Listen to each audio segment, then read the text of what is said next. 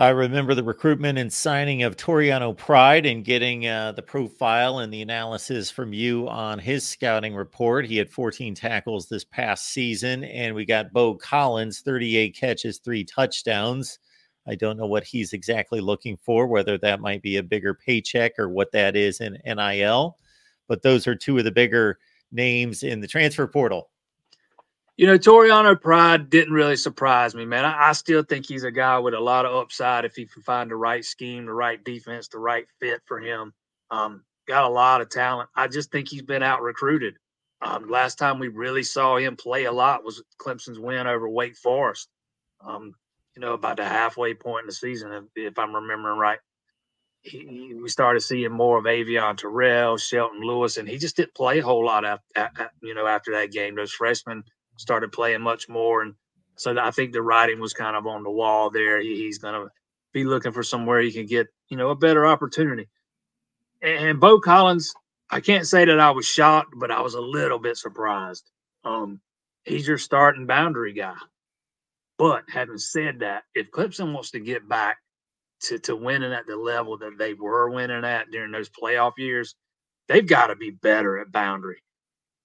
No offense to Beau Collins, but I just don't think he's that guy, man. I think he's a great complimentary number 2 guy. And I said before the season, I thought Beau could be as good as he wanted to be. Well, I think I've learned since then Beau is what he is. And I just don't think he's that guy. He's not going to be the guy that can take over a game for you in the fourth quarter and get 4 or 5 catches to lead you to a big win.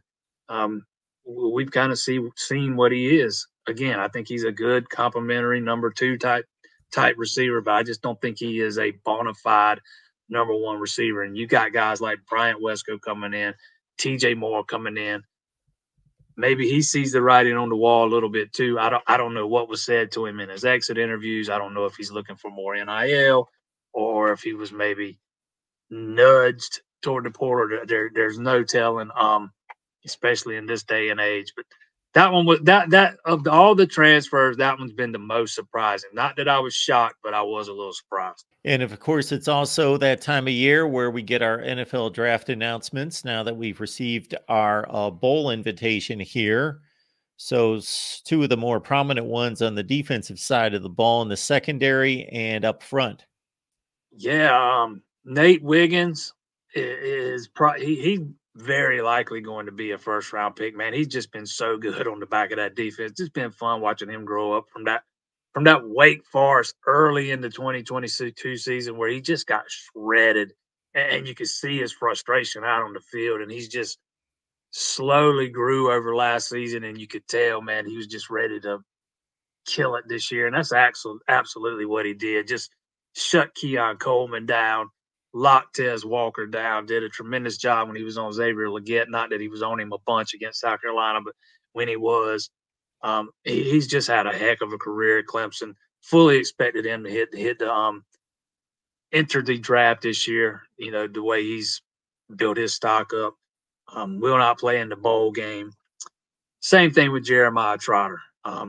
It's been a staple in the middle of that defense the past 2 years. He's probably going to hear his name called fairly early. Had a heck of a second half this year. Did nothing to hurt his stock. And then Ruka Roro, who's been around 5 years now, been a staple of that defensive line or the interior of that defensive line the past 2 years.